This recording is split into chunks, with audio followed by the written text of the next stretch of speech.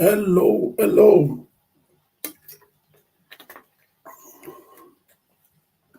Thank you all for joining me today.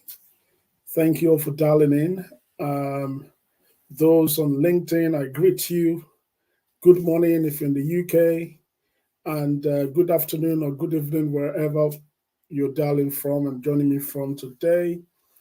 Um, I'm actually excited to be back on here today. Last week, we had some technical challenges and couldn't broadcast for some strange reason.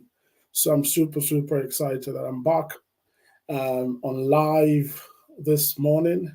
And I actually have an interesting topic that I want to share with you today. Um, for those of you who have reached out, thank you. And if you have any suggestions or ideas or feedback, whatever it is, feel free to send me a message, send me a DM or email me. You see, the email is right there at the bottom of the screen somewhere, scrolling. Send me an email and I monitor that email address, so I'll be able to come back to you and also bring up your ideas. So maybe you have something you want me to talk about or bring up on this live series. Absolutely, I will be looking forward to hearing from you all. Now, for those who do not know what this show is all about, this is Evolve and Adapt with Victor. Evolve and Adapt with Victor. The focus of this webcast talk is on the three pillars that underpin capacity development and skills transformation and business growth, which are, for me, I call them the three E's: elevate, empower, and educate. So, those three E's are, for me, the pillars that underpin human transformation and business growth or business success. Okay.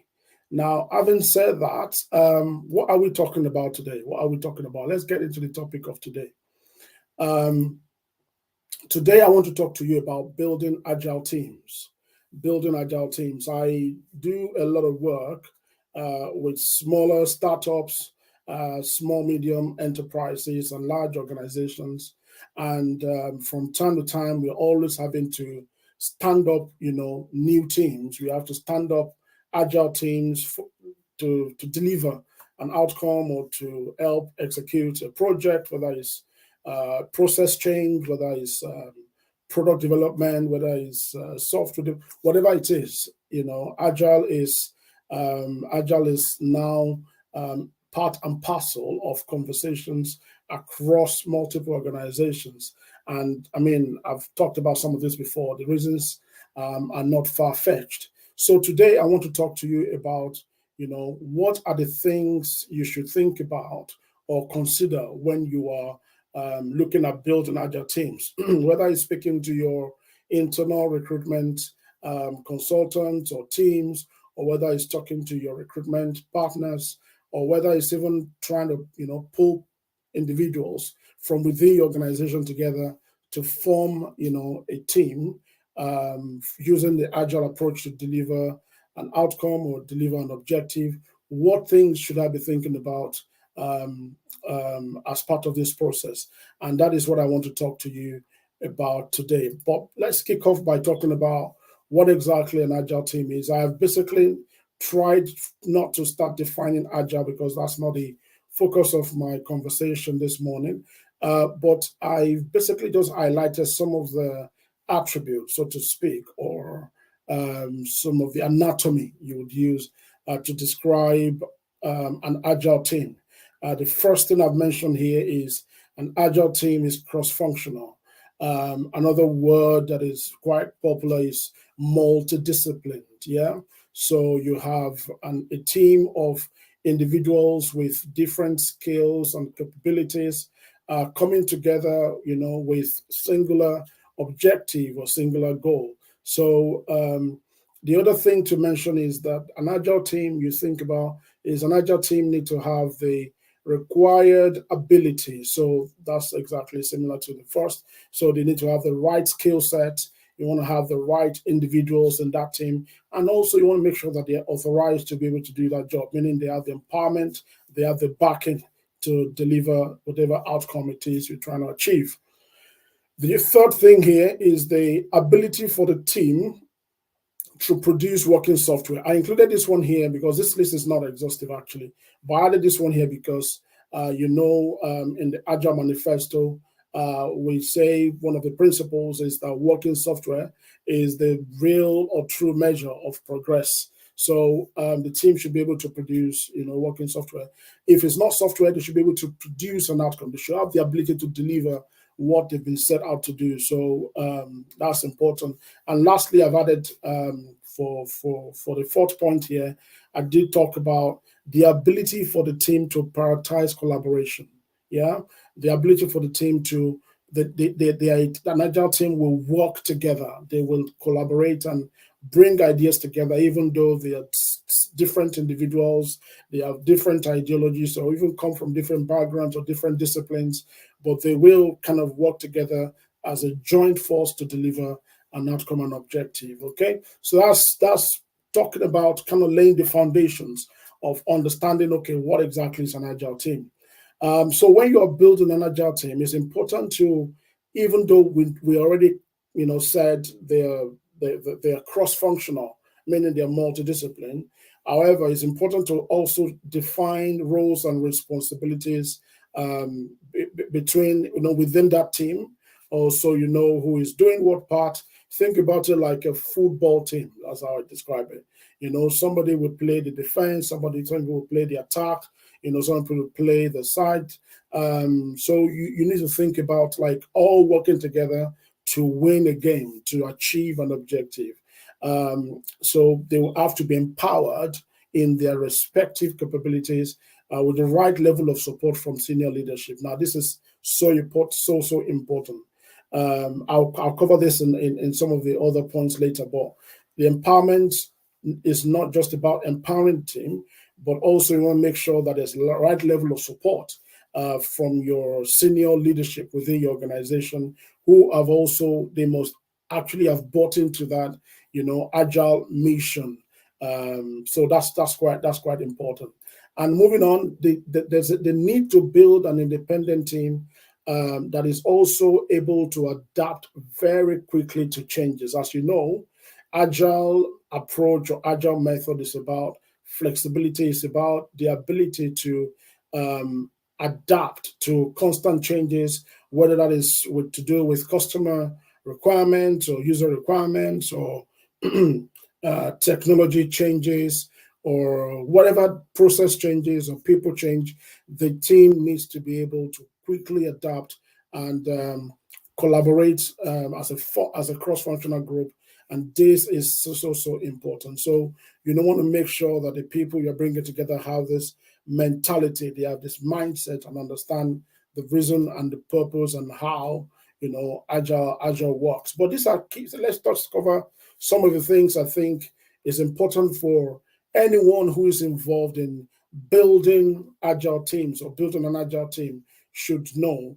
I have also tried to streamline and call out some key points. The list is not exhaustive, but if you start from here, I believe it will help you to make sure that when you're pulling that team together, you have the right foundations in place, you are approaching it with the right mindset, and that the team you pull together will be a team that will be formidable and be able to deliver your organizational objective. Now, I mentioned this before slightly, but I will touch on it now. This is the starting point. You want to make sure that you get senior leadership support. Yeah, senior leadership support. And this is very crucial. And this is where things can begin to get really messy if you don't have senior leadership support, but you're trying to pull together an agile team. I know that I have first-hand experience of scenarios across, having worked with many organizations, first-hand experience in situations where senior leadership are not fully understood, they're not fully on board with the idea or the concept or the approach of delivering projects or products, in an iterative manner. So it's important if it means that you have to show them, the benefits or the value of the agile methods or what you want to do and the goals and objectives you plan to achieve. It's important to do those things first so that you get the buy-in from your senior leadership, from your management. This cannot be overemphasized. What this does is that when your team start having some challenges or when your team need to manage expectations, because the leadership is on board, it's the conversation, the engagement is a lot smoother. The support for your team is there to make sure that they have everything they need to succeed. Okay, so moving on, the next thing is to think about defining the goals of the team. Yeah, why are we pulling these people together? Yeah, what is the vision? What is the objective? What are the objectives, or what is the objective that these guys need to achieve for us, and when? You have to bear in mind that the bigger the goals, the more the risk, of course. So it's important to maybe think about, being realistic and kind of keep it small. And then when you keep your goals small as well, it gives you the opportunity to be able to estimate and forecast and plan. Sometimes, like I said, less is more. So if you think about making your goals so ambiguous and huge, and maybe, in 2 years or 3 years, it might be difficult to kind of forecast and plan your work. But when you think about your goals and objectives in the short term, for example, if it's a product, you're thinking about what is the minimum usable subset or minimum valuable version of the product that we can deliver, and when can we deliver that, and then we can look at scaling or adding more features. Think about it in terms of what is the smallest unit of value that we can deliver quicker and faster, and then we can begin to get feedback from our customers or our users or our stakeholders, in real time, instead of waiting to, a long time to do like a big bang type approach work. And that is exactly what we're trying. So you need to sit down with it, have a conversation with the team, or have a conversation with the stakeholders, or whoever is requesting an agile team to be created, to have a clear definition of the goal that they want the agile team to deliver. Moving on. Now, this one is important, and this is about empowerment. I know I did mention slightly, but I just want to kind of zone in on this a little bit. Trust is the very important element here. I think there's a typo on my text here, but you need to ensure that you empower your team by trusting them. Let them manage issues, let them choose their task, let them have the liberty to decide the approach that they want to take to solve a problem. The reason why I'm spotlighting this and I'm highlighting this here is because, also based on my experience, I've seen situations where managers want to get involved in the way the teams work, and this leads to micromanaging. And also breaks the trust that you have, or that you should be demonstrating to your team members, such that they have the confidence that they can make decisions, and whatever decisions they make, they can learn. Even if it's a bad one, they're able to learn from it. Yeah. So you need to, as a manager or as a leader, try to build an agile team within your organization, whether it's a startup or whether it's whatever size of the organization. It's important to trust your team. Trust them. Let them work and learn and play back to you, what they have learned and how they have grown and how they have matured, and stay away from getting involved and, to micromanage, or, the individuals or members of the team. Okay, so that's good. The next one I'll cover here is about mindset. Yeah. I understand, it's time, it's money, it's resources going into building an agile team. We want outcomes to be delivered very quickly. We want it by this time so that we can hit this target and all that stuff. But think about it. Think about the fact that mistakes are lessons. Yeah. And this mindset is important. The right mindset is that mistakes are not the end of the world. As long as the team, they are learning from the mistake. In fact, the earlier those mistakes are made, the better. Okay. And that's the right mindset to have. The team should be able to experiment. They should be able to fail and fail forward and fail fast so that those mistakes they've made, they now know how not to do it and then how better, or look for alternative, better approach, better alternatives to achieve, those objectives. So it's important that as the mistakes are, as the team is working together, they are constantly inspecting, the way they work, the solutions they offer, the ideas, the approaches they're taking, and they're also adapting, quickly to better ways and then to better ideas and to better solutions as they mature on that agile journey. So mistakes, not the end of the world. You need to have that at the back of your mind when building an agile team. I think there's one more thing before I go, and this is, excuse me, sort of links to the one I just talked about, and this is about flexibility. I know that in traditional project management, it can be so difficult to make changes because everything is kind of defined and planned like well in advance.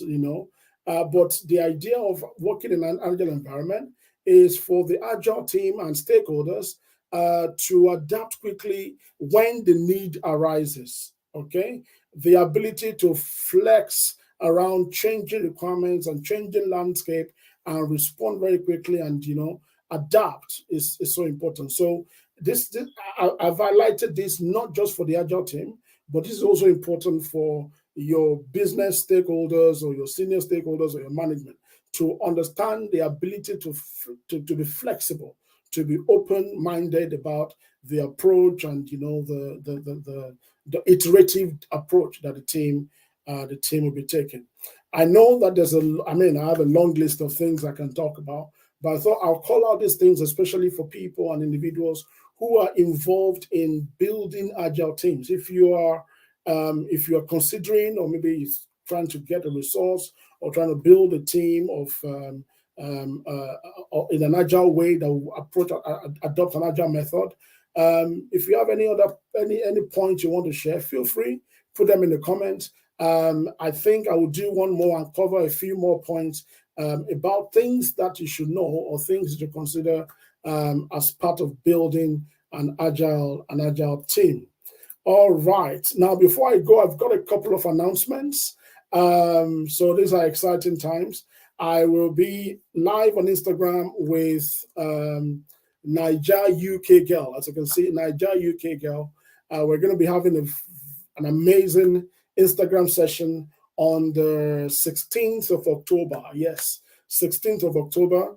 If you're not following me on Instagram, please go and search for my name on Instagram and follow me, or you can search for Niger UK Girl and follow her as well on Instagram, or you can actually just follow Join Momentum. So if you search for Join Momentum UK on Instagram, give us a follow and join us live on Instagram on Niger UK Girls, and I will be talking to her about getting sponsorship. I know so many individuals. I'm calling the office, making inquiries, asking about how do I, plan my career transition in such a way that I can, secure my future, get a sponsored role possibly.